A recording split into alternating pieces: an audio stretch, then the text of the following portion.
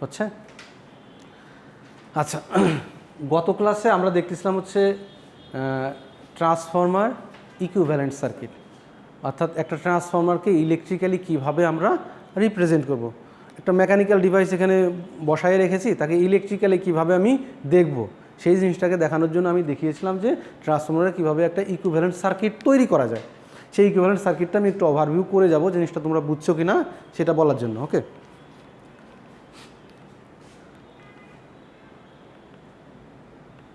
এই জিনিসগুলো তো তোমাদের আগে থেকেই পড়ানো হয়েছে। আচ্ছা, এইটা ট্রান্সফর্মারের ইকুইভ্যালেন্ট সার্কিট, এটা কোন ক্ষেত্রে? এটা নো লোড কন্ডিশনে। ট্রান্সফর্মার ইকুইভ্যালেন্ট সার্কিট দুইভাবে আঁকা যায়, একটা হচ্ছে নো লোড ইকুইভ্যালেন্ট সার্কিট, আর একটা হচ্ছে on load equivalent circuit. No load equivalent circuit এবং অন লোড ইকুইভ্যালেন্ট সার্কিটের ভিতরে একটু পার্থক্য আছে। কেন আছে? লোড আছে এ কারণে একটা কারেন্ট ড্র করতেছে। একটা কারেন্ট যদি ড্র করে তাহলে ট্রান্সফর্মারের ভিতরে কিছু লস তৈরি হয়, কিছু লস আসে। সেই লসগুলো যখন আমি দেখানোর চেষ্টা করব তখন এক্সট্রা কিছু এলিমেন্ট আমাকে অ্যাড করতে হবে। কিন্তু নো লোড কন্ডিশন যেটা থাকবে, নো লোড কন্ডিশনে মানে কি, ট্রান্সফর্মারে কোনো লোড এই মুহূর্তে লাগানো নেই। যদি লোড না লাগানো থাকে তাহলেও ট্রান্সফর্মার কিছু এনার্জি নেয়, কিছু এনার্জি নেয়। সেটা কিসের জন্য নেয়? দুইটা কারণের জন্য নিচ্ছে। নো লোড কন্ডিশনে দুইটা কারণ থাকবে। একটা হচ্ছে ট্রান্সফর্মারের যে ম্যাগনেটিক ফ্লাক্সগুলো তৈরি করতেছে, মানে ট্রান্সফর্মার অ্যাকশানের জন্য ম্যাগনেটিক ফ্লাক্স তৈরি করতেছে, তার জন্য তো একটা কারেন্ট নিতে হবে। No load magnetisation current, no load magnetisation current, সেটার জন্য একটা, যেহেতু নো লোড কারেন্ট নিবে ম্যাগনেটাইজেশন কারেন্ট। আরেকটা হচ্ছে কোর লস বলে একটা কথা আছে। কোর লস, কোর লসের ভিতর দুইটা পার্ট আছে, eddy current loss and hysteresis loss. এই দুইটা কম্পোনেন্ট মিলে হচ্ছে কোর লস। দুইটা কারেন্ট কিন্তু আলাদা হবে।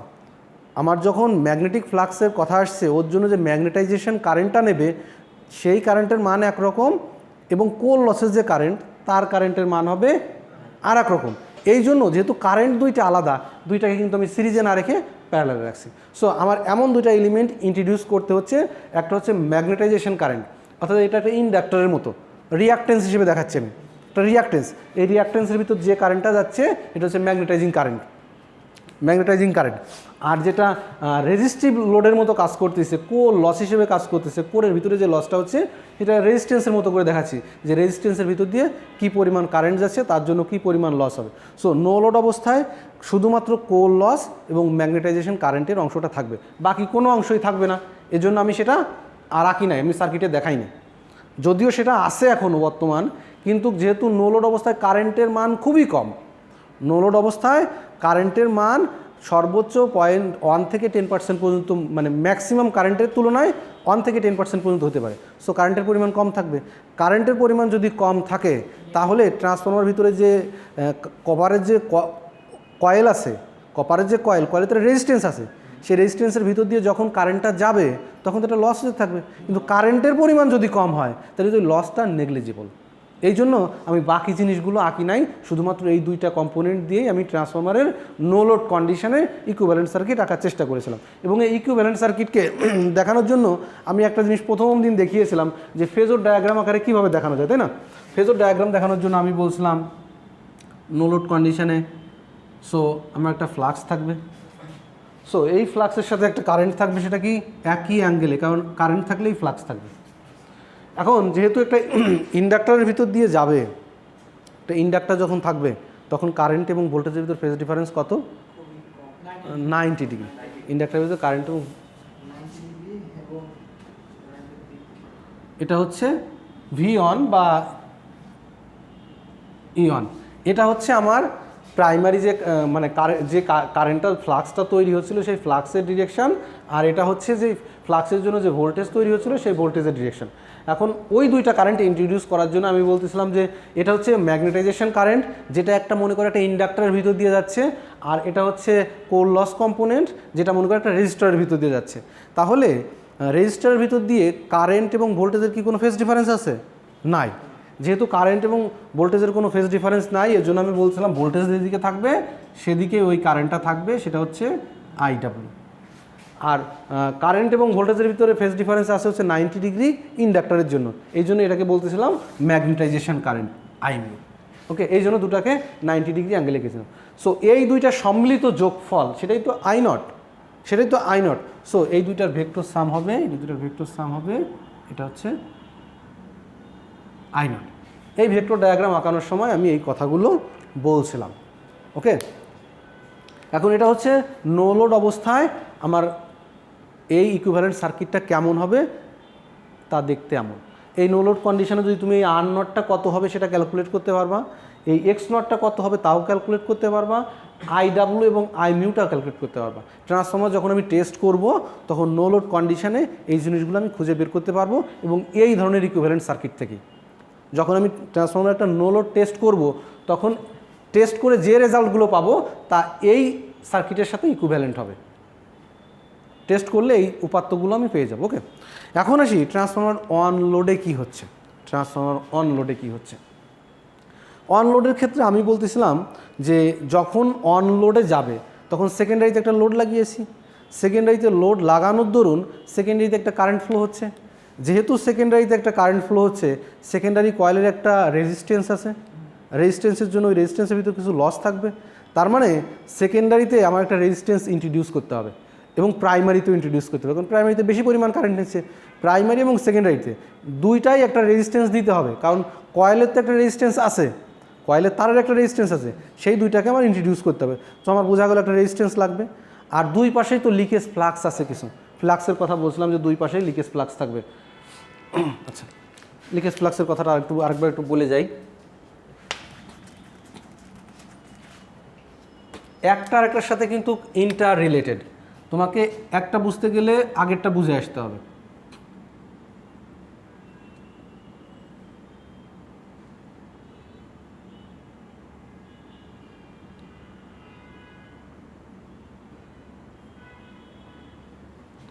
সো এইখানে যে মিউচুয়াল ইন্ডাকশানের জন্য যেটা হচ্ছিল সেটা হচ্ছে ফাই এম।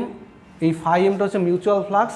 এই মিউচুয়াল ফ্লাক্সটাই আমার অ্যাকচুয়ালি ভোল্টেজ তৈরি করতেছে, কিন্তু এই ফ্লাক্স বাদেও এক্সট্রা কিছু ফ্লাক্স এখান দিয়ে আসতেছিল, যেটাকে ফাই অন নাম দিলাম, ফাই অন প্রাইম দিলাম, যে এই ফ্লাক্সটা হচ্ছে লিকেজ ফ্লাক্স।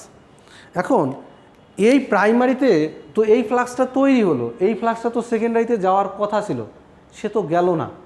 না গেলে এই ফ্লাক্সটাকে আমি কীভাবে রিপ্রেজেন্ট করব?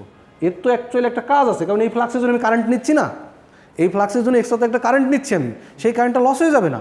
তাহলে সেটাকে আমি কীভাবে ইন্ট্রোডিউস করব? সেভাবে ইন্ট্রোডিউস করার জন্য বলছিলাম যে ফ্লাক্স যখন যাচ্ছে, ফ্লাক্স যখন একটা কয়েলের ভিতর দিয়ে যায় তখন সে একটা ভোল্টেজ ইন্ডিউস করে। এই জন্য আমি একটা কয়েল ইন্ট্রোডিউস করেছিলাম, যে এই যে লিকেজ ফ্লাক্স আছে, এই লিকেজ ফ্লাক্সের জন্য একটা কয়েল দিব। এই লিকেজ ফ্লাক্সটা হচ্ছে এই কয়েল, ধরে নেই এই লিকেজ ফ্লাক্সটা শুধুমাত্র এই কয়েলের ভিতর দিয়েই যাচ্ছে, এই কয়েলের ভিতর দিয়ে গেলে একটা ভোল্টেজ সে ইন্ডিউস করবে। সো আমার এই কয়েল ইন্ট্রোডিউস করা সঠিক আছে। আমি যে লিকেজ ফ্লাক্সকে কয়েল দিয়ে কেন ইন্ট্রোডিউস করবো আমি, তার তো নিশ্চয়ই একটা কারণ আছে, কারণ ওই লিকেজ ফ্লাক্স একটা ভোল্টেজ তৈরি করে। এটাও তো অল্টারনেটিং লিকেজ ফ্লাক্স, এটা অল্টারনেটিং লিকেজ ফ্লাক্স না। সো এ তো কয়েলের ভিতর দিয়ে যাচ্ছে, যদি কয়েলের ভিতর দিয়ে যায় সে তো ভোল্টেজ ইন্ডিউস করবে। এই জন্য এক্সট্রা একটা কয়েল আমি মেইন ট্রান্সফর্মারের বাইরে লাগাই দেবো। এই ট্রান্সফর্মার এটা যদি একদম আইডিয়াল হতো, তার বাইরে আমি একটা লিকেজ ফ্লাক্সের জন্য একটা কয়েল রেখে দেবো, এবং এই কয়েলের মানটা ধরলাম সামথিং এক্স ওয়ান বা X2 হতে পারে। এখন এই ফ্লাক্স, এই লিকেজ যে রিয়াক্টেন্সটা, এটা সবসময়ই কনস্ট্যান্ট। এই লিকেজ রিয়াক্টেন্স সবসময়ই কনস্ট্যান্ট, তার একটা কারণ আছে। যেমন এখানে আমি আর বলছি যে তারের একটা রেজিস্ট্যান্স আছে, তারের রেজিস্ট্যান্স তো সবসময় কনস্ট্যান্ট। টেম্পারেচারের উপর যদিও হালকা ডিপেন্ড করে, বাট এটা খুব বেশি ডিপেন্ড করে না। আবার একইভাবে বলছি যে এই রিয়াক্টেন্সটা হচ্ছে কনস্ট্যান্ট, তার একটা বেসিক কারণ হচ্ছে এই যে লিকেজ ফ্লাক্সগুলা, এই লিকেজ ফ্লাক্সগুলো কোথা দিয়ে যাচ্ছে? কোরের ভিতর দিয়ে, বাতাসের ভিতর দিয়ে। বাতাসের ভিতর দিয়ে যদি পাস হয়, তাহলে যত বেশি কারেন্ট পাস করাবো তত বেশি ফ্লাক্স পাস হবে। সো কোর কখনোই স্যাচুরেট হবে না। বাতাসটাকে যদি আমি কোর হিসেবে চিন্তা করি, যে এটা পাস হচ্ছে কোথা দিয়ে, বাতাস হচ্ছে মিডিয়াম, এই বাতাসটা কোনোদিনও স্যাচুরেট হবে না। বাতাস যদি স্যাচুরেট না হয় তাহলে এন অন ফাই অন, এইখানে যে ফ্লাক্সটা তৈরি করতেছে, যে ফ্লাক্সটা ফাই অন প্রাইম, এই ফাই অন প্রাইমটা হচ্ছে ম্যাগনেটোমোটিভ ফোর্স। এই ফাই অন ফ্লাক্সটাকে দৌড়ানোর জন্য, ফাই অন ফ্লাক্সটাকে ঘোরানোর জন্য যে ফোর্সটা তৈরি করতেছে সেটা N one phi one prime.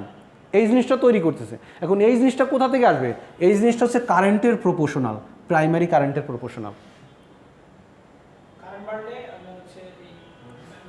যেহেতু N1টা ফিক্সড, সো N1কে আমি বাদ দিয়ে দিতে পারি, সো A1কে আমি বাদ দিতে পারি, so phi1 prime proportional to I1। তাহলে তুমি একটা জিনিস চিন্তা করো, phi1 prime divided by I1 constant লেখা যায় না? কেন লেখা যায় সেটা বলি। যে কারেন্ট যদি বাড়ে তাহলে ফ্লাক্স বাড়বে, তাহলে দুইটার রেশিও সবসময় সেম থাকবে, দুইটার রেশিও সবসময় সেম। সো কারেন্ট বাড়লে ফ্লাক্স বাড়ছে, কারেন্ট বাড়লে কারেন্ট কমলে ফ্লাক্স কমছে। সো এটাকে অবশ্যই একটা কনস্ট্যান্ট দিয়ে প্রকাশ করা যায়, এই জন্য আমি একটা কনস্ট্যান্ট দিয়ে প্রকাশ করবো, একটু পরেই দেখতে পাবা। যে একটা আমি লিকেজ রিয়াক্টেন্সকে ইন্ডাক্টর দিয়ে রিপ্রেজেন্ট করব, যে ইন্ডাক্টরটা সবসময় একটা কনস্ট্যান্ট মান দিবে। ওকে, এখন এইবার আসি, এইবার বোঝাই জিনিসটা, টোটাল জিনিসটা। তাহলে এই জিনিসটাকে বোঝানোর জন্য প্রথমেই দেখো আমি কি করেছি, ট্রান্সফরমারের ইকুইভ্যালেন্ট সার্কিট ডায়াগ্রাম আমি এঁকেছি এখানে। ট্রান্সফরমারের equivalent circuit diagram on load, ও লোডের অবস্থা, অর্থাৎ কারেন্ট নিয়ে ড্র করতেছি এখন ট্রান্সফরমার থেকে আমি। তাহলে দেখো প্রথমেই দেখাচ্ছি যে ট্রান্সফরমারের প্রাইমারিতে একটা তার আছে, তারের একটা রেজিস্ট্যান্স আছে, সেই তারের রেজিস্ট্যান্সের নাম দিয়েছি R1। এই জিনিসগুলো শুধুমাত্র সার্কিটে না, যখন আমি ট্রান্সফরমার টেস্ট করব এই জিনিসগুলো আমি বের করতে পারবো। যখন ট্রান্সফরমার টেস্ট করব তখন এই জিনিসগুলো আমি বের করতে পারবো, এবং আমি সেই টেস্টিং কীভাবে করতে হয় সেগুলো আগামী ক্লাসগুলোতে দেখাবো। ওকে, সো এই যে R1, এই R1টা হচ্ছে primary winding resistance. X1 primary leakage reactance আছে না কিছু, এই যে বললাম যে প্রাইমারিতে কিছু লিকেজ মানে ফ্লাক্স লিকেজ করছে, সেই লিকেজের জন্য X1 দিয়ে প্রকাশ করছি, কারণ এটাও একটা কনস্ট্যান্ট। কারেন্ট বাড়লে ফ্লাক্স বাড়ে, কারেন্ট কমলে ফ্লাক্স কমে, যার জন্য একটা X1 রিয়াক্টেন্স দিয়ে প্রকাশ করতেছি আমি এখানে। ওকে, এরপরে এসে আমি কি দেখাচ্ছি, আগেরকে কিন্তু এই দুইটা দেখাই নাই, নেগলেক্ট করছি। প্রথম ক্ষেত্রে কিন্তু দেখো এই ম্যাগনেটাইজেশন কারেন্ট এবং ওয়ার্কিং কম্পোনেন্ট এই দুইটা আঁকার সময় এটা কিন্তু আঁকি নাই, কারণ এইখানে ভোল্টেজের ড্রপ খুব কম, কারেন্টটা খুব কম ছিল। তখন এই জিনিসটা না দেখালেও ভুল হয়, কিন্তু ভুলের পরিমাণটা কম হয়, খুবই কম হয়, যার জন্য এটা না দেখালেও সমস্যা হয় না। সো এই পার্টটায় এসে আমি নো লোড কারেন্টটা দেখাচ্ছি এখানে। নো লোড কারেন্টের দুইটা অপশন ছিল, একটা হচ্ছে ম্যাগনেটাইজিং কারেন্ট আর একটা হচ্ছে ওয়ার্কিং কারেন্ট, যেটাকে বলতেছি আমি কোর লস কারেন্ট। এই দুইটা যেহেতু দুইটা আলাদা আলাদা কারেন্ট, সো দুইটা অবশ্যই প্যারালাল অবস্থানে আছে। প্যারালাল সার্কিটেই তো আলাদা কারেন্ট পাওয়া যায়, তাই না? সো এইটা হচ্ছে আমার I0 হচ্ছে আমার প্রাইমারি নো লোড কারেন্ট। আর এই যে ট্রান্সফরমারটা আমি এখন এঁকেছি, এই ট্রান্সফরমারটা এখন হচ্ছে আইডিয়াল ট্রান্সফরমার হয়ে গেছে। এখন এই ট্রান্সফরমারের ভিতর যা লস ছিল সব আমি বাইরে বের করে ফেলেছি, সো ট্রান্সফরমারটা এখন আইডিয়াল হয়ে গেছে। এই ট্রান্সফরমারের যে ভোল্টেজটা ইনডিউসড হলো সেটা হচ্ছে E1, সেটা হচ্ছে E1। তাহলে এই E1 এবং V1 এর ভিতরে পার্থক্য কোথায়? তার ইকুয়েশনটা এখানে দেখো, V1 equal to -E1 plus I1 R1 plus JX1। তুমি একটা জিনিস চিন্তা করো, এখানে একটা সাপ্লাই দিয়েছো, এই সাপ্লাই থেকে ভোল্টেজটা এখানে আসছে, তাহলে এর মাঝে একটু লস ছিল না? সো আমি যদি একটা KVL অ্যাপ্লাই করি, V1 equal to I1 into R1 plus JX1, এখানকার ভোল্টেজ, অর্থাৎ এইটুকু কি পরিমাণ ভোল্টেজ ড্রপ হয়েছে সেটা, আর যোগ হচ্ছে E1। এই E1কে আমি নেগেটিভ লিখেছি কেন? এটা কিন্তু কোনো ইসের জন্য না, মাইনাস সাইন দেওয়া হচ্ছে ডিরেকশানের জন্য। V1 এর উল্টা দিকে যে E1 আছে এটা দেখানোর জন্য, এটা এছাড়া অন্য কোনো কিছু মিন করে না। এই মাইনাস সাইনটা মিন করে যে এখানে নর্মালি তুমি চিন্তা করো E1 প্লাস এই দুইটার ভোল্টেজের যোগফল, সেটা সমানই তো V1 হওয়ার কথা ছিল। সো V1 হওয়ার কথা ছিল V1 equal to E1 plus I1 R1 plus JX1। ওকে, এটা হওয়ার কথা ছিল, তাই না? কারণ এই ভোল্টেজটাই তো এই দুই জায়গায় ভাগ হয়ে গেছে, KVL অ্যাপ্লাইগুলোতে তাই হওয়ার কথা। এখন E1টা যেহেতু V1 এর উল্টা, তার জন্য আমি মাইনাস দিয়ে প্রকাশ করি। যেটা হচ্ছে রিয়াক্টেন্স, এটা হচ্ছে ইমাজিনারি কম্পোনেন্ট, ইমাজিনারি কম্পোনেন্ট যেটা হচ্ছে আমার ইন্ডাক্টরের জন্য সবসময় দিতে হবে। একটা ইন্ডাক্টরের জন্য সবসময় ইমাজিনারি কম্পোনেন্ট থাকবে, কারণ ইন্ডাক্টর কখনো রিয়েল পাওয়ার কনজিউম করে না। ইন্ডাক্টর কখনো রিয়েল পাওয়ার কনজিউম করে না। ইন্ডাক্টর কী কাজ করে? তার ম্যাগনেটিক ফিল্ডে এনার্জি স্টোর করে, একটা সাইকেলে যদি স্টোর করে, পরবর্তী সাইকেলে সে ওই স্টোরড এনার্জিগুলোকে ছেড়ে দেয়। সো এটা মনে হচ্ছে এনার্জি নিচ্ছে, কিন্তু সে এনার্জি কিন্তু নিচ্ছে না, স্টোর করতেছে। এই জন্য বলতে ইমাজিনারি কম্পোনেন্ট, যেটা মনে হয় এনার্জি নেয় কিন্তু এনার্জি নেয় না, এক সাইকেলে নেয় এক সাইকেলে ছেড়ে দেয়। এই জন্য এই পার্টটাকে বলা হয় ইমাজিনারি কম্পোনেন্ট। যেমন কমপ্লেক্স নাম্বারকে তুমি করছো না, কমপ্লেক্স নাম্বার। আচ্ছা, তাহলে প্রাইমারি থেকে কিন্তু আমার ইকুইভ্যালেন্ট, প্রাইমারির অংশে ইকুইভ্যালেন্ট সার্কিট আঁকা শেষ। প্রাইমারি অংশে শুধুমাত্র একটা পিওর কয়েল থাকবে, পিওর কয়েলের সঙ্গে এ পাশে থাকবে নো লোড কারেন্টের অংশ, নো লোড লসের অংশ, আর এ পাশে থাকবে প্রাইমারি উইন্ডিংসের কী কী আছে। প্রাইমারি উইন্ডিংসের জন্য লিকেজ রিয়াক্টেন্স আছে এবং প্রাইমারি উইন্ডিংয়ের একটা রেজিস্ট্যান্স আছে। এই দুইটা জিনিস গেল, প্রাইমারি অংশ আমার শেষ। এখন সেকেন্ডারিতে আসে। সেকেন্ডারিতে E2 ভোল্টেজ তৈরি হয়েছে, যেটা পিওর ট্রান্সফরমার E2 ভোল্টেজ তৈরি হয়েছে। সেখান থেকে সেকেন্ডারি উইন্ডিংয়ের তো একটা রেজিস্ট্যান্স আছে, তাই না? একইভাবে সেকেন্ডারিতেও কিছু ফ্লাক্স তো লিকেজ হচ্ছে, তার জন্য হচ্ছে আবার X2। ফাইনালি গিয়ে হচ্ছে একটা লোড লাগিয়েছি, লোডের এগেনস্টে ভোল্টেজ হচ্ছে V2। সো প্রাইমারি এবং সেকেন্ডারি দুইটারই ইকুইভ্যালেন্ট যে ইলেকট্রিক্যাল কম্পোনেন্ট দেওয়ার দরকার আমি দিয়ে ফেলেছি। E1 এবং E2 সমান কেন হবে? এটা হচ্ছে ট্রান্স নাম্বারের উপর নির্ভর করবে। E1 এবং E2, এখানে যদি ট্রান্স সংখ্যা 2 হয়, এখানেও যদি ট্রান্স সংখ্যা 2 হয়, তাহলে E1 = E2ই হবে। এটা হচ্ছে ট্রান্স রেশিওর উপর নির্ভর করবে যে ভোল্টেজটা কত হবে, প্যাচ সংখ্যার উপরেই। ওকে, তাহলে এখানে সেকেন্ডারি কারেন্ট হচ্ছে I2, সেকেন্ডারি কারেন্ট হচ্ছে I2।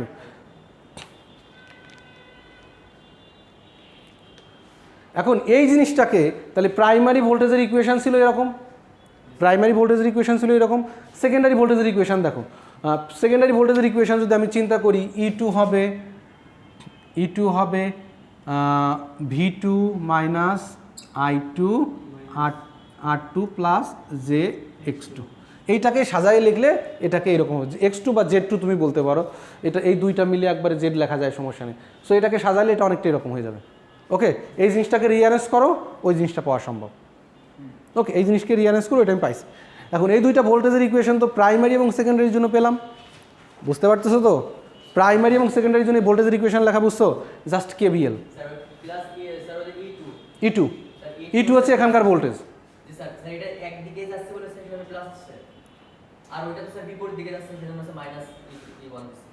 ও আচ্ছা, এই E2 এবং V2-র ডিরেকশন একই দিকে, এই জন্য এখানে মাইনাস সাইনে দেওয়ার প্রয়োজন হয়নি, বুঝতে পারছো? এখানকে যেমন V1-এর ডিরেকশন এবং E1-এর ডিরেকশন উল্টা। V1 যদি এদিকে থাকে, E1 এদিকে আছে, মানে বাধা দিচ্ছে এদিকে, কিন্তু এ যেদিকে থাকবে এও ঠিক সেই দিকে থাকবে, যার জন্য উল্টা দিকে ডিরেকশনটা দেওয়ার প্রয়োজন হয়নি আমার। ওকে, এখন চিন্তা করো, এখানে যদি E2 ভোল্টেজ থাকে, আমার টার্গেট ছিল কি এই V2 ভোল্টেজ সমান E2 ভোল্টেজ হলেই ভালো হতো আমার, তাহলে ট্রান্সফর্মার ভিতরে কোনো ভোল্টেজ ড্রপ হতো না। কিন্তু এখানে যেহেতু রেজিস্ট্যান্স আছে এবং রিয়াক্টেন্স আছে, সো এখানে একটা লস হয়ে যাবে। এই জন্য E2 থেকে আমি বাদ দিব হচ্ছে R2 X2 লস, তাহলে পাবো আমি V2। এই ইকুয়েশনটা ঠিক সেইভাবেই লেখা হয়েছে যে E2 থেকে ওই লসটা বাদ দিলে আমি ওই জিনিসটা পাই। এখন আসো এই ফেজর ডায়াগ্রামটা আমি কীভাবে আঁকছিলাম, তাই না? তোমাদেরকে একজন আমার একে দেখা দিতে পারবা আজকে? বদরুল, আঁকতে পারবা? হ্যাঁ, সাব্বির পারবা? আসো তো দেখি ফেজর ডায়াগ্রামটা কীভাবে আঁকা যায়। আমি কিন্তু এখন আমি তোমাকে বলছি যে আমি একটা ল্যাগিং লোড লাগিয়েছি, ল্যাগিং লোডের জন্য ফেজর ডায়াগ্রামটা একটু আঁকো। আমাকে কিন্তু এই ইকুয়েশনটা মিট করতে হবে, এই দুইটা ইকুয়েশন কিন্তু মিট করতে হবে। হ্যাঁ,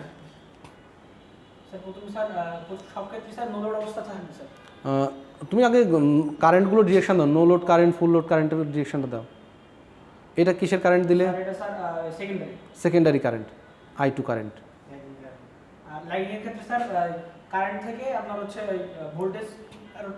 আগে তুমি প্রাইমারি ভোল্টেজ, প্রাইমারি কারেন্টগুলো আগে এঁকে নাও, সেকেন্ডারিটা পরে দেখো। প্রাইমারি ভোল্টেজ, প্রাইমারি কারেন্টটা আঁকো আগে, নো লোড অবস্থার কারেন্টটাকে আঁকো, এটা হচ্ছে 5। নো লোড অবস্থার কারেন্টটাকে আঁকো, ওটাই তো নো লোড অবস্থার কারেন্টটা আঁকো শুধু।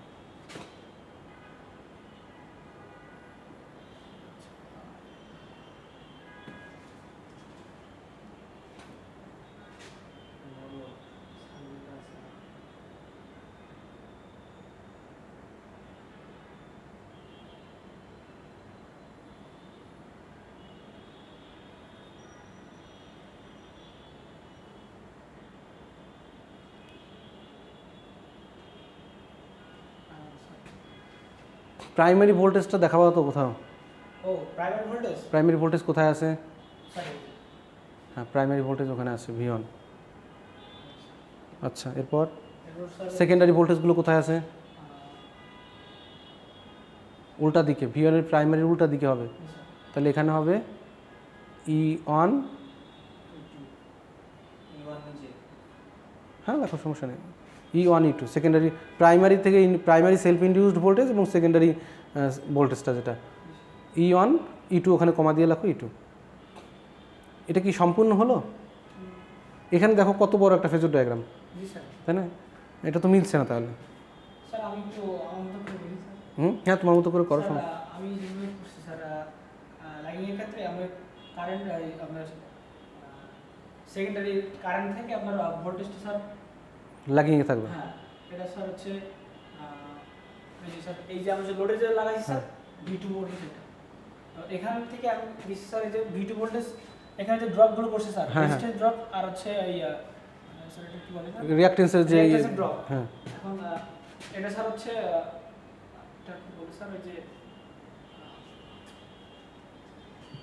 রেজিস্ট্যান্সের ড্রপের সাথে স্যার 90 ডিগ্রি হয়ে যাচ্ছে, কারেন্টের দিকে যাবে স্যার, ওই যে কারেন্টের সাথে একই দিকে থাকবে, কারেন্টের দিকে যাবে। তাও হচ্ছে হ্যাঁ মোটামুটি হয়েছে, হ্যাঁ ঠিক আছে মোটামুটি হ্যাঁ। এটা হবে I2 আর হচ্ছে স্যার ওই যে সেকেন্ডারি রেজিস্ট্যান্সের মান হচ্ছে R2। আচ্ছা এর সাথে স্যার ওই যে কি ফ্যাক্টর বলে স্যার এটা এরপরে হচ্ছে আমার একটা রিঅ্যাকট্যান্স আছে, রিঅ্যাকট্যান্সের ভিতরে 90 ডিগ্রি অ্যাঙ্গেলে থাকবে, কারেন্টের সাথে ভোল্টেজ হচ্ছে 90 ডিগ্রি অ্যাঙ্গেলে। সো এখান থেকে ভোল্টেজ কারেন্টের সাথে যে ভোল্টেজটা পাবো 90 ডিগ্রি অ্যাঙ্গেলে থাকবে। দাও সমস্যা নেই, দাও সমস্যা নেই, ওর সাথে টান দিয়ে মিলাই দাও, হ্যাঁ ঠিক আছে। এটা স্যার I2 X2 এখান থেকে ওইটা হচ্ছে I2 ওই যে স্যার এর যোগ ফল আছে I2 Z2 ওকে I2 Z2। তাহলে তুমি স্যার আমার পালাম হচ্ছে সেকেন্ডারি ইকুয়েশনটা তুমি আমাকে ড্রাইভ করে দেখালে যে এটা হচ্ছে সেকেন্ড, জি স্যার। তাহলে টোটাল যে নিচেরটা আছে ওইটা হচ্ছে E1। So E1 by E2 লেখো E2 আর এর E2 এর একদম বিপরীত দিকে স্যার হচ্ছে এই যে আমাদের এই E1 স্যার ওই যে E1 হ্যাঁ E1টা আছে, E1টা ড্রাইভ করো, এই স্যার E1 এই যে এটা E1টা আঁকো দেখি কিভাবে। এটা হবে E1, এই E1টার মান কি? E1টা তো নিচে থাকার কথা ছিল কিন্তু সে উপরে গেল কি করে? স্যার এটা স্যার সম্পূর্ণ বিপরীত দিকে না স্যার, ওই যে প্রাইমারি সেক্টরের ক্ষেত্রে নরমালি থাকার কথা ছিল তার নিচের দিকে, সেখানে উপরে আসলো, তার তো একটা লজিক আছে। ওই একটা পজিটিভ ভেক্টরের উল্টা দিকে একটা নেগেটিভ ভেক্টর তো থাকতে পারে, এই জন্য এটা E1 এর পিছনে মাইনাস দাও। সো E1 মাইনাস E1, হ্যাঁ এইবার আঁকো আবার। এবার স্যার এর যে রেজিস্টার যে ওই যে R1 যে আপনার যে ড্রপটা আছে, হ্যাঁ R1 এর ড্রপটা R1 স্যার কারেন্টের দিকে যাবে, কারেন্টের দিকে যাবে, কারেন্টের দিকে যাবে এটা হচ্ছে I1 R1 আর এর সাথে স্যার ভোল্টেজ ড্রপ হচ্ছে ওই যে X1 এর ভোল্টেজ ড্রপ 90 ডিগ্রি অ্যাঙ্গেলে থাকবে।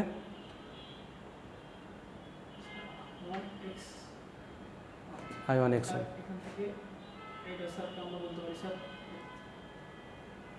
এটা কি বলতে পারি? Sir I1 Z1 I1 Z1 এখান থেকে তাহলে স্যার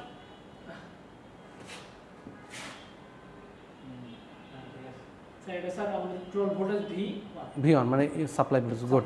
আচ্ছা ওকে ঠিক আছে, ও কিন্তু অনেকটাই ঠিক করে ফেলেছে। হ্যাঁ ওর জাস্ট প্রথমে যে জিনিসটাই প্রথম অবস্থায় একটু হালকা ভুল হয়েছে, সেটা হচ্ছে যে এই I1 কারেন্ট শুধুমাত্র তো IW এবং Imu এর জন্য না, তাই না? I1 হচ্ছে প্রাইমারি কারেন্টের দুইটার যোগফল, প্রাইমারি যে এটা হচ্ছে এটা তো I0 কারেন্ট হতে পারে, এটা তো I1 কারেন্ট হতে পারে না।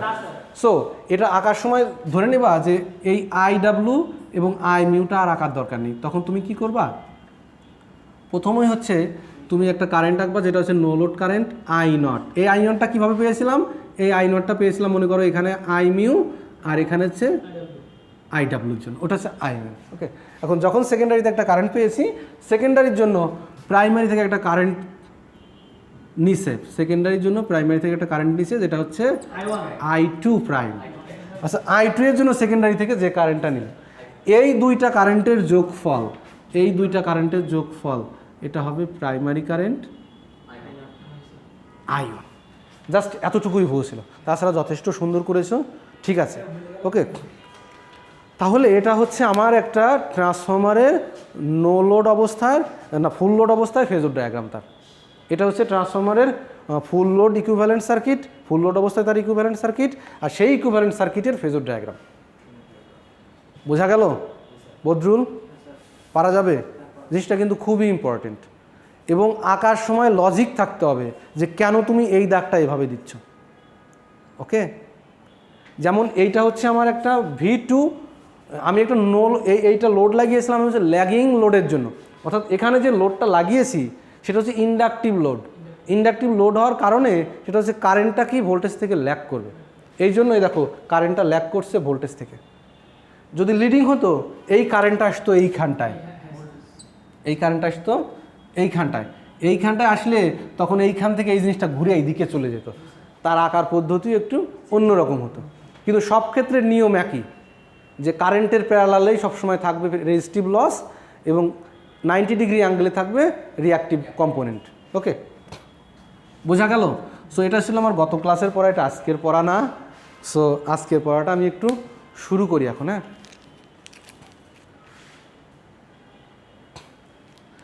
এই যে ট্রান্সফর্মার আমি ইকুইভ্যালেন্ট সার্কিট একটা ড্র করলাম, এখন এই ইকুইভ্যালেন্ট সার্কিট থেকে আমার হয়তো প্রাইমারি থেকে একটা সাপ্লাই দিলে সেই সাপ্লাই ভোল্টেজের জন্য আর লোডের জন্য এখানে একটা সাপ্লাই দিব আর এখানে একটা লোড থাকবে। এই সাপ্লাই এবং লোডের জন্য আমার একটা কারেন্ট ভোল্টেজ তৈরি হবে, তাই না? সো এখানে একটা কারেন্ট আসবে, এখানে একটা ভোল্টেজ তৈরি হবে, এখানে একটা ভোল্টেজ তৈরি হবে, এবং সেকেন্ডারিতে একটা কারেন্ট আসবে, সেকেন্ডারিতে একটা কারেন্ট আসবে। এই জিনিসগুলো তোমার ক্যালকুলেট করে বের করতে হবে। এখন ক্যালকুলেশনটা যদি ট্রান্সফর্মারটা মাঝে থাকে, যদি ট্রান্সফর্মারটা মাঝে থাকে তাহলে রেশিও আকারে আসবে, ট্রান্স রেশিও আকারে আসবে। সো যখনই আমি ক্যালকুলেট করতে যাব তখন এই ট্রান্স রেশিও দিয়ে যোগ বিয়োগ গুণ ভাগ করতে হবে, গুণ করতে হবে অথবা ভাগ করতে হবে এই ট্রান্স রেশিওর কারণে। কারণ এখানে যে কারেন্টটা আসবে সেকেন্ডারি তো সেই সেম কারেন্ট আসবে না, এখানে যে কারেন্ট আসবে তার ট্রান্স রেশিওর সঙ্গে গুণ করে বা ভাগ করে একটা কিছু আসবে। তা এখন এই ক্ষেত্রে ক্যালকুলেশনটা একটু জটিল হয়ে যায়, এই ক্ষেত্রে ক্যালকুলেশনটা একটু জটিল হয়ে যায়। এই ক্যালকুলেশনটা জটিলতা দূর করার জন্য আমার নতুন একটা টপিক ইন্ট্রোডিউস করা হবে। সেই টপিকের নাম হচ্ছে যে ট্রান্সফর্মারটা এখানে থাক সমস্যা নাই, আমি চাচ্ছি যে এই মাঝের ট্রান্স রেশিওটা বাদ দিতে, ট্রান্স রেশিও বাদ দিয়ে একটা সার্কিট বানাবো। সো ট্রান্সফর্মার ইকুইভ্যালেন্ট সার্কিট হতে পারে দুই প্রকার। একটা হতে পারে যে আমি এই সেকেন্ডারিতে যতগুলো প্যারামিটার আছে তা প্রাইমারিতে নিয়ে যাব, আবার আরেকটা হতে পারে প্রাইমারিতে যা আছে তা সেকেন্ডারিতে নিয়ে যাবো, নিয়ে আমি একটা ইকুইভ্যালেন্ট সার্কিট দাঁড় করাবো যেখানে ট্রান্স রেশিওর কথা আগে থেকে আমি ক্যালকুলেশনে নিয়ে আসবো। এই প্যারামিটারগুলো যখন এখানে নেবো বা এখান থেকে এখানে আনবো তখন ট্রান্স রেশিওর কথা ওখানে আমি ইন্ট্রোডিউস করে আগে থেকেই লিখে ফেলবো। সো এখন একটা সাপ্লাই দিলে ডিরেক্টলি ক্যালকুলেট করতে পারবো। সো এটা আমার ক্যালকুলেশনের সুবিধার জন্য এই কাজটা করবো। আমি ইকুইভ্যালেন্ট সার্কিট আঁকবো এখন, equivalent circuit of a transformer to primary side, অর্থাৎ সেকেন্ডারিতে যা আছে, সেকেন্ডারিতে যা আছে তা প্রাইমারিতে আমি নিয়ে আসবো। তাহলে কেমন হবে জিনিসটা একটু দেখি। ওকে, তার আগে মনে আছে কিনা একটু দেখি ট্রান্সফরমারের ট্রান্স রেশিও যে ইকুয়েশনটা ছিল, প্রাইমারি ভোল্টেজ ট্রান্স রেশিওর ইকুয়েশনটা ছিল V2 ডিভাইডেড বাই V1, তারপর N2 divided by N1, I1 divided by I2 সমান A। তাহলে এই ইকুয়েশনটা থেকে দেখো যে আমি সেকেন্ডারি বা প্রাইমারিতে কারেন্ট বা ভোল্টেজ থাকলে তাকে প্রাইমারিতে যদি আমার কারেন্ট থাকে বা ভোল্টেজ থাকে তা সেকেন্ডারিতে নিয়ে যাওয়ার সময় এই ট্রান্স রেশিও দিয়ে গুণ করে আনতে পারতেছি বা ভাগ করে আনতে পারতেছি, কিন্তু কোনো রেজিস্ট্যান্সের কথা কিন্তু কোনো বলা নাই, অর্থাৎ ইম্পিডেন্সের কথা কোনো বলা নেই। ইম্পিডেন্সের কথা বলা আছে? কোথাও বলা নেই। তাহলে ইম্পিডেন্সের জন্য একটা ইকুয়েশন লাগবে, কারণ এই যে ট্রান্সফরমারের এই ইম্পিডেন্সটা সেকেন্ডারি থেকে যদি প্রাইমারিতে আমি ট্রান্সফার করতে চাই তাহলে তো এর সাথে পাক সংখ্যার একটা সম্পর্ক আছে না, সেই সম্পর্কটা আমাকে দেখতে হবে। সো প্রাইমারিতে ভোল্টেজ V1, প্রাইমারিতে ভোল্টেজ V1, তাই তো? প্রাইমারি ভোল্টেজ V1 হলে V1 সমান কী হবে? I1 Z1। Z1 কেন লিখবো? Z1 সমান আমি লিখবো হচ্ছে Z1 equal two R1 plus JX1, দুইটাকে এক করে ফেলেছি, দুইটাকে এক করে ফেলেছি। ওকে, অথবা তুমি রাখতেও পারো আলাদা আলাদা করে, সেটা কোনো সমস্যা না। সো তাহলে কি দাঁড়াচ্ছে, এটাকে আবার V2 ইকুয়াল টু ধরো, V2 equal to I2 Z2, একইভাবে Z2 সমান R2 প্লাস JX2 লেখা হয়ে গেল। তো তাহলে এখন আমি আরেকটা কাজ করি, ট্রান্স রেশিও সমান V2 বাই V1, এটা যদি এটাকে ভাগ করছি তাহলে কি হবে, I2 Z2 divided by I1 Z1। তাই যদি করি তাহলে এটাকে একটু উল্টায় নিয়ে আসো, এইটাকে একটু রিভার্স করে দাও, এ পাশে গুণ করো, I1 এ পাশে নিয়ে যাও, I2 এ পাশে নিয়ে আসো, তাহলে হবে V2 divided by V1 into I1 divided by I2 equal to Z2 by Z1। Okay, Z1টাকে একটু এই পাশে লিখি আমি, Z2 divided by Z1 equal two, এইটার মানে কি V2 by V1 A, I1 by I2 মানে কি A, তাহলে এটার মানেও A, এটার মানেও A, এটার মানেও A, তাহলে দুটো A গুণ করলে A স্কোয়ার। তাহলে একটা জিনিস খেয়াল করো, আমি যদি কোনো এলিমেন্টস রেজিস্ট্যান্স হোক বা রিঅ্যাকটেন্স হোক প্রাইমারি থেকে সেকেন্ডারিতে আনতে যাই, তাহলে কিন্তু A এর স্কোয়ার আকারে আসবে, A এর স্কোয়ার আকারে গুণ বা ভাগ আকারে আসবে। বোঝা গেল? এখন তোমাকে বলা হলো যে সেকেন্ডারিতে মনে করো একটা মান দেয়া আছে, রিঅ্যাকটেন্সের মান দেয়া আছে, সেকেন্ডারিতে দেয়া আছে মনে করো 5 ওহমের একটা রিঅ্যাকটেন্সের মান দেয়া আছে, এইটাকে প্রাইমারিতে কনভার্ট করতে হবে। তাহলে কীভাবে করব? এই সূত্র দেখে তুমি ডিরেক্টলি বুঝতে পারবা না। সেকেন্ডারিতে মান দেয়া থাকলে প্রাইমারিতে কনভার্ট করার সময় খেয়াল করো, সেকেন্ডারির মান আমার জানা Z2, এটাকে কোথায় কনভার্ট করতে হবে? প্রাইমারিতে কনভার্ট করতে হবে। প্রাইমারিতে এসে এই Z2-র মান হয়ে যাবে Z2 প্রাইম। আমাকে মান বের করতে হবে কিসের? Z2 প্রাইমের মান বের করতে হবে। Z2 প্রাইম তো Z1-এ আসতেছে, এটা মাথায় রাখতে হবে, নাহলে কিন্তু পরবর্তীতে ঝামেলা হয়ে যাবে। আচ্ছা, আগে কারেন্টগুলোকে দেখাই, ভোল্টেজগুলোকে দেখাই, তারপর এটা দেখাই। ওকে, ওই ইকুয়েশন থেকে V2 by V1 equal to A। এখন তোমাকে বললো যে প্রাইমারিতে একটা ভোল্টেজ আছে, সেই ভোল্টেজটা সেকেন্ডারিতে নিয়ে যাও, তুমি কিভাবে নিবা? তাহলে প্রাইমারি ভোল্টেজ আছে এখানে, ধরে নাও V1 প্রাইমারি ভোল্টেজ, আমাকে নিয়ে যেতে হবে সেকেন্ডারিতে, তাহলে V1 তো V1-এর জায়গায় থাকবেই, V1-এর মানটা যেহেতু দেয়া, এই V1-এর মান সেকেন্ডারিতে কি হবে? V1 প্রাইম, এইটাই তো V2, সেকেন্ডারিতে কত হবে? সো V1 নিচেই থাকবে আর উপরে থাকবে V1 প্রাইম, এইটার জন্য সেকেন্ডারিতে কি পয়েন্ট ভোল্টেজ আসছে, সো এটা হচ্ছে A। সো V1 প্রাইম হবে A into V1। So primary থেকে যদি সেকেন্ডারিতে ভোল্টেজটা নিয়ে যেতে হয়, তাহলে প্রাইমারি থেকে সেকেন্ডারিতে গেলে ট্রান্স সংখ্যার সাথে গুণ হবে।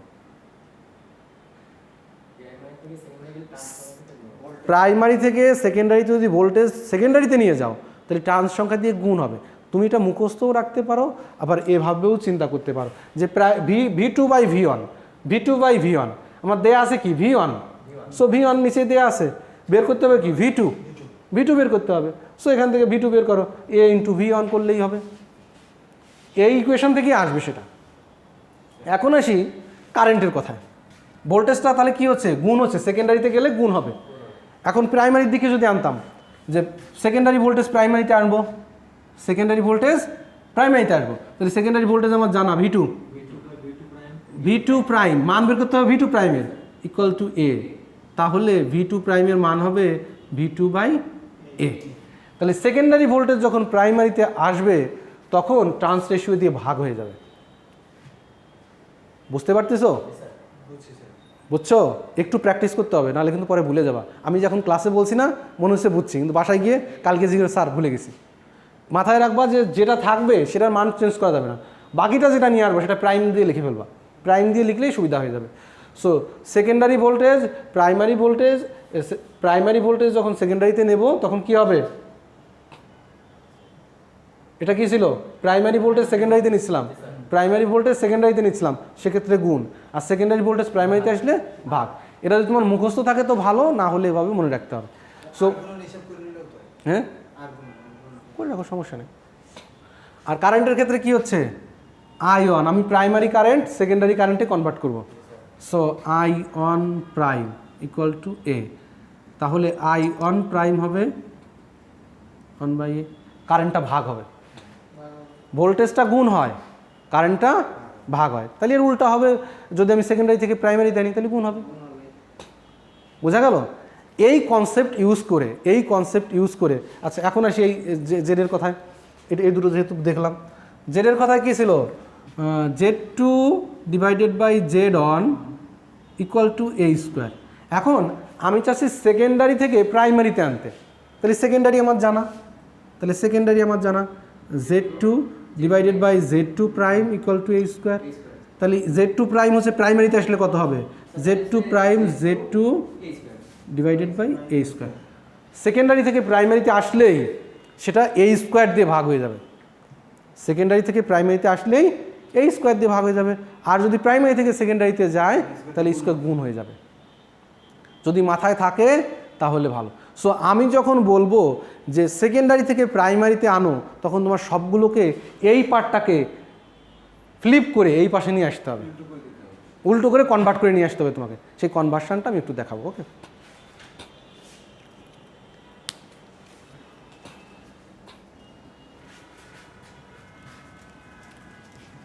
বোঝা যাচ্ছে কি?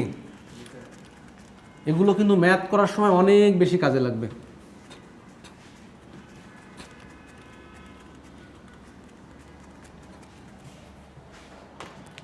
সো এখন লিখে ফেলো,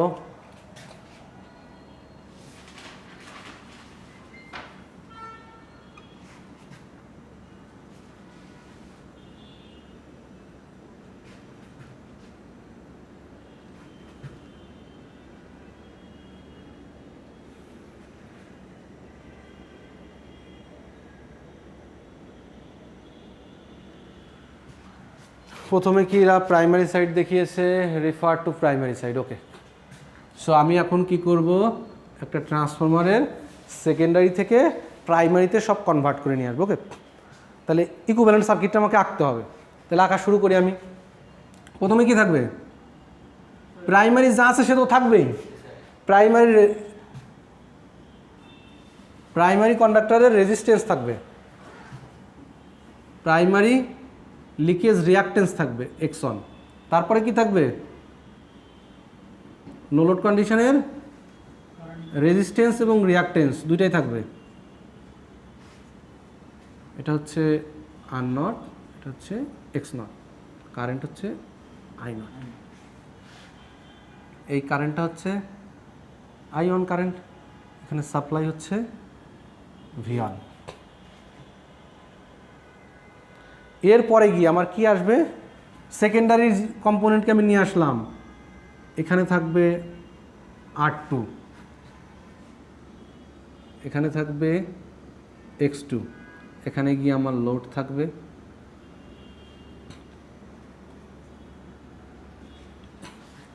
এইখানে যে ভোল্টেজটা আসবে সেটা হচ্ছে সেকেন্ডারি ভোল্টেজকে কনভার্ট করে আনার পরে ভোল্টেজটা এখানে বসাইতে হবে। ওকে, সেটা হয়ে যাবে V2 প্রাইম। এখানে যে কারেন্টটা যাবে সেটা হচ্ছে I2 প্রাইম। এখন R2 বাই X2 এটা লিখতে পারবো না আমি, R2 বাই X2 ডিরেক্টলি লিখতে পারবো, কারণ ওটা সেকেন্ডারিতে R2 থাকলে প্রাইমারিতে এসে তো আর R2 নেই, R2 প্রাইম হয়েছে, R2 প্রাইম X2 প্রাইম। এবার R2 প্রাইমের মান কত হবে, ওই যে R2 স্কোয়ার আকার জেড দিয়ে দেখিয়েছিলাম তো, জেড না দিয়ে মনে করো আর আছে, তাহলে কি হবে, R2 divided by R1 equal to a square, তাই না? তাহলে আমার R2কে নিয়ে আসবো প্রাইমারিতে, তাহলে R2 প্রাইম, সো R2 প্রাইমের মান হবে R2 divided by a square. So এখানে লিখে ফেলবা, এটা সমান হবে R2 divided by a square, এটার মান হবে X2 divided by a square. So দুটো রিপ্রেজেন্ট করা শেষ। ওটা কিন্তু অবশ্যই লিখতে হবে, তুমি শুধু R2 প্রাইম লিখে থুয়ে দিলে বা রেখে দিলে, R2 প্রাইম রেখে দিলে তাহলে কিন্তু হবে না, কারণ R2 প্রাইমের মিনিংটা কি, R2 প্রাইমের মিনিং হচ্ছে R2 divided by a square. X two প্রাইমের মিনিং হচ্ছে আর x two divided by A square. তুমি যদি শুধু শুধু রেখে দাও তাহলে কিন্তু আমি বুঝতে পারবো না তুমি জিনিসটা বুঝছো কিনা, বলো।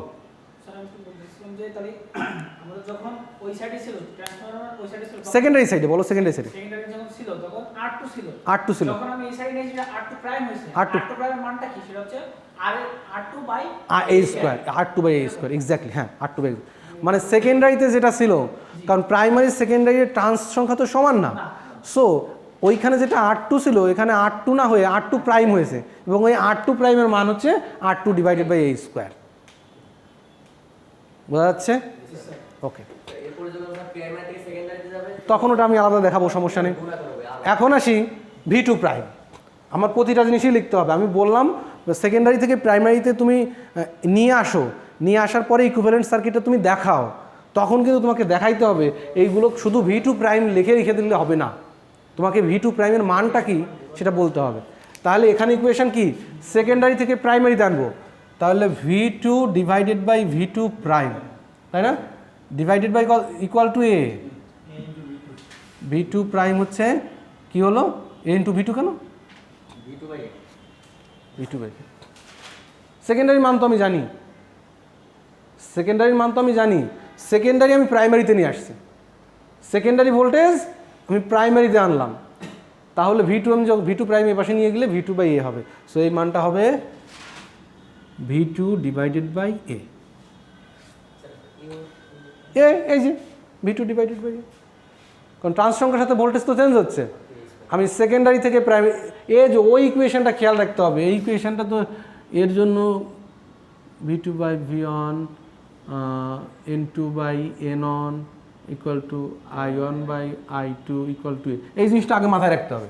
ওই জিনিসটা মাথায় থাকলেই এই ট্রান্সফারটা খুব বেশি কঠিন মনে হবে না, সো ইজি।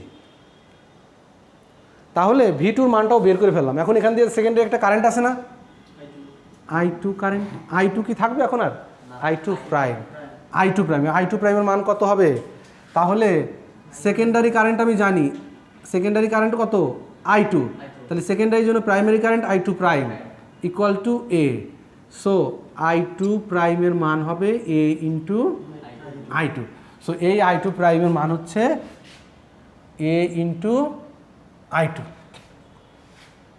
ওকে, এখানে একটা লোড ছিল ZL, এই ZL এর মানটা কত জানো, ওই ZLটা কত হবে জানো, ওই ZLটা ZL নেই, ওটা ZL প্রাইম হয়েছে, এই ZL প্রাইমের মান কত বদরুল, বুঝে থাকলে এটা পারা উচিত। কি স্কোয়ার হবে, স্কোয়ার হবে আমিও জানি, গুণ না ভাগ হবে,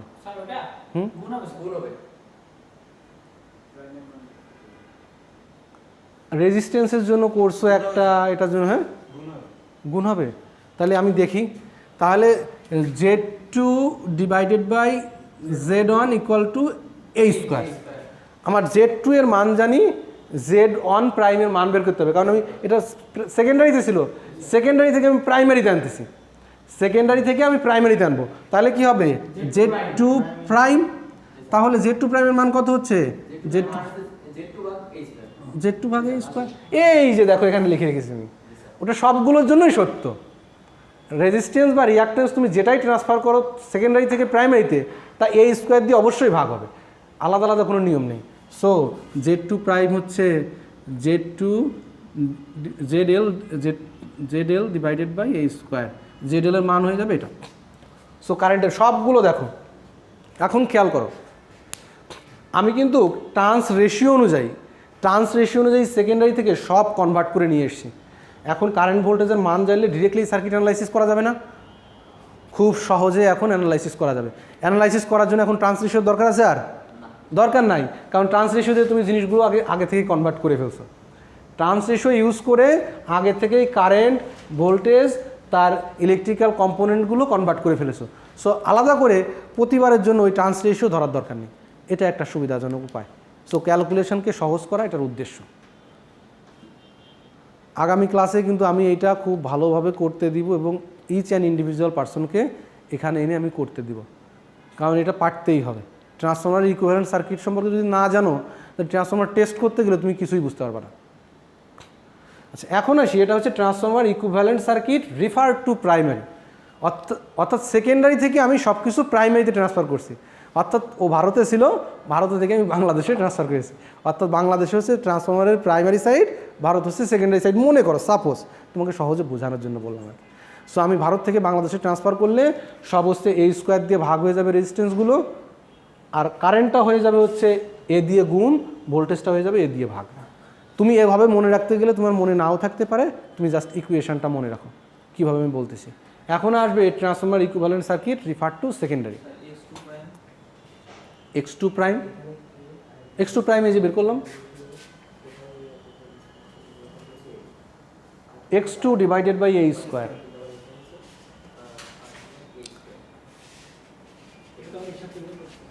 কিছু কিছু জায়গায় একটা জিনিস দেখবা যে এই যে নো লোড কন্ডিশনে যে ইকুইভ্যালেন্ট সার্কিটের যে অংশটা সাব্বির, নো লোড কন্ডিশনে কিছু কিছু সার্কিট ডায়াগ্রাম তুমি দেখতে পাবা, নো লোড কন্ডিশনে যে ইকুইপমেন্টগুলো আছে, যে রেজিস্ট্যান্স এবং রিয়াক্টেন্স আছে, অনেক জায়গায় বাদ দিয়ে দেয়, কারণ ওটার জন্য খুব বেশি ভুল হয় না। অনলোড অবস্থায় ট্রান্সফরমারে যদি এই অংশটা অনেকে না আঁকে, তার জন্য ভুল হয় না, কিন্তু ওটা থাকলে অ্যাকুরেসিটা বাড়ে, ক্যালকুলেশনে ভুল কম হয়, 99% সঠিক হলো। এখন হচ্ছে transformer equivalent circuit refer to primary, এইটা করেই আমি ছেড়ে দেবো আজকের মতো। সেকেন্ডারি, হ্যাঁ সেকেন্ডারিতে নিয়ে যাবো, সব কিছু ঠিক থাকবে, ডায়াগ্রামের কোনো চেঞ্জ হবে না।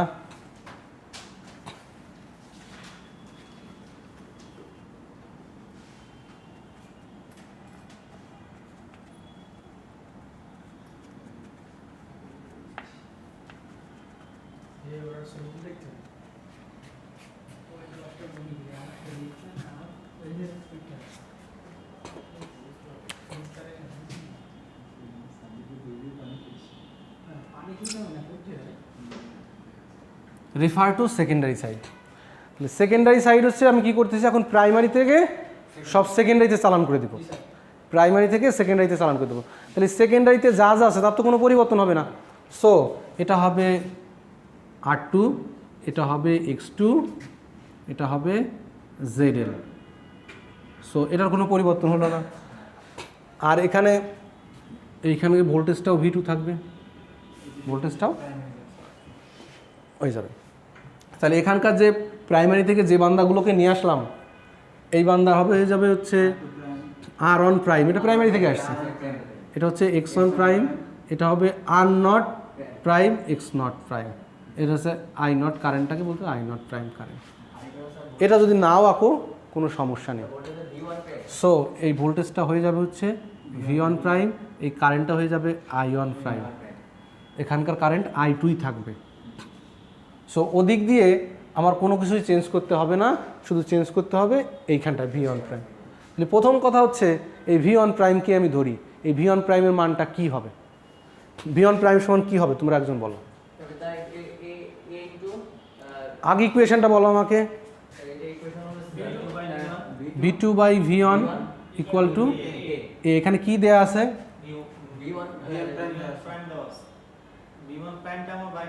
V1 প্রাইমটা বের করতে হবে। আমি কি করছি, প্রাইমারি থেকে সেকেন্ডারিতে নিয়েছি। সো প্রাইমারি জিনিসটা আমার জানা, V1 প্রাইম উপরে, তাহলে ভোল্টেজটা কত হবে, V1 প্রাইম কত হবে, V1 প্রাইম হবে A ইন্টু V1, ভোল্টেজটা গুণ হয়ে গেল, সো এটার নাম হবে হচ্ছে A into V1।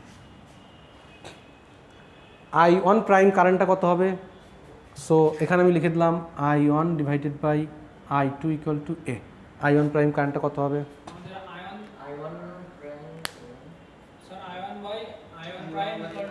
Exactly I1 by I1 prime, এটা যেহেতু সেকেন্ডারিতে যে I1 প্রাইম হচ্ছে, সো I1 প্রাইম হবে I1 ডিভাইডেড বাই A।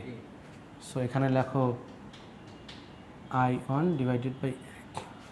এবার এই যে R এবং X এগুলোকে কিভাবে চেঞ্জ করবা,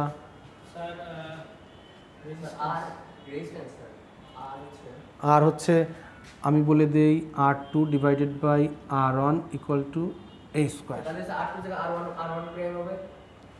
R1টা জানি তাই তো, R1টা জানি, R2 জায়গায় হবে R1 প্রাইম, যেটা সেকেন্ডারিতে হচ্ছে। So R one equal to A square into R one. So এখানে হবে R one into A square. যখনই প্রাইমারি থেকে সেকেন্ডারিতে নিয়ে গেলাম তখন এ স্কোয়ার আকারে গুণ হয়ে যাবে সবগুলো। একইভাবে এক্স ওয়ানের জন্য একইভাবে বের করা যাবে আর one into A R x one into A square. একইভাবে একেও লেখা যাবে are not into A square x not into A square. এই আই নট প্রাইমটা কত হবে? আই নট প্রাইমটা কত হবে? কারেন্টের মানটা, এই আই নটের মানটা এখান থেকে I one divided by I naught by sir A. Exactly I naught by A. So আমার যতগুলো এলিমেন্ট আমি প্রাইমারি থেকে সেকেন্ডারি নিয়ে এসেছি তাকে আমি কনভার্ট করে লিখে ফেলেছি। সো এখন আমার ইকুইভ্যালেন্ট ডায়াগ্রামটা এখন ঠিক আছে। আমি জিনিসটা একটু সুন্দর করে বাকিগুলো ওয়েট আমি একটু মুছে পরিষ্কার করে দিই একটু। সো এটা হচ্ছে আমার transformer equivalent circuit refer to secondary side. আমি প্রাইমারি থেকে যদি সব কিছু সেকেন্ডারিতে কনভার্ট করে দেই তাহলে জিনিসগুলোকে আমাকে এইভাবে কনভার্ট করতে হবে। ট্রান্স রেশিও অনুযায়ী আমার প্রতিটা এলিমেন্টকে কনভার্ট করে নিতে হবে। এবং এই কনভার্সনটা শুধুমাত্র তুমি লিখে দিলে আই আর অন ড্যাশ বা আর অন প্রাইম ওইটুকুই, আর কিছু লিখলে না, তার মানে আমি বুঝে নেব কনভার্সনটা কীভাবে হয়েছে তুমি জানো না। তোমাকে ট্রান্স রেশিও অনুযায়ী আমাকে দেখাই দিতে হবে যে ইকুইভ্যালেন্ট সার্কিটটা এমন হবে। সো এটা কিন্তু প্র্যাকটিসের ব্যাপার, 1-2 দিন প্র্যাকটিস করতেই হবে তোমাকে। হ্যাঁ বলো সাব্বির। একটা জিনিস লক্ষ্য করা যাচ্ছে এখানে যে যখন আমরা প্রাইমারি থেকে সেকেন্ডারিতে কনভার্ট করতেছি, ওকে, তখন স্যার যে রেজিস্ট্যান্স গুলো আছে আমাদের, হ্যাঁ, তার সাথে এই যে এ স্কয়ার গুণ হয়ে যাচ্ছে। আর আপনার হচ্ছে কারেন্টকে আপনার শুধু এরিয়া ভাগ করতে হচ্ছে, আর হচ্ছে আপনার ভোল্টেজকে এই গুণ করতে হচ্ছে। আর যখন আমি সেকেন্ডারিকে প্রাইমারিতে নিয়ে আসতেছি তার উল্টা ঘটনা, একদম পুরো উল্টা। রেজিস্ট্যান্স গুলোকে তুমি যদি এটা মনে রাখতে পারো দ্যাটস গুড, আমার কোনো সমস্যা নেই। একটা পার্ট মনে রাখতে হবে, তার থেকে বরং সব থেকে সুবিধা কিছুই মনে রেখো না, ইকুয়েশনটা মনে রাখো। ইকুয়েশনটা মনে রাখো, যখন ডায়াগ্রামটা তুমি আঁকবা তখন নিজে নিজে লিখতে পারো।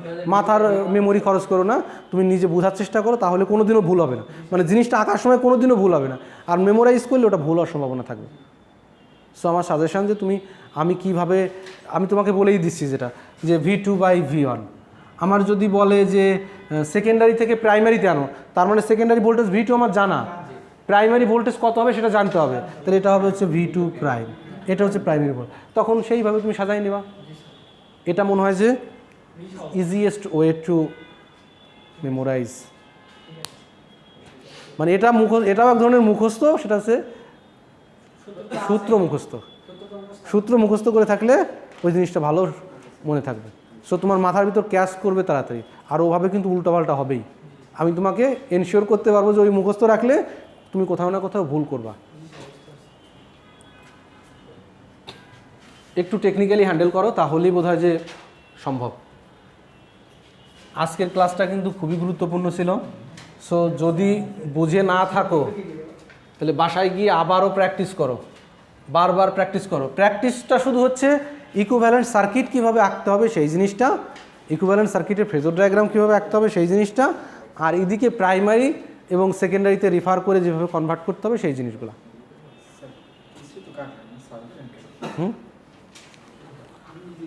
ওকে, তাহলে আজকে হ্যাঁ ওটা বলছি, ওটা আমি তোমাকে এক্সপ্লেনেশন দিচ্ছি, তারপরে তোমাকে বলবো ওটা বন্ধ করে দাও।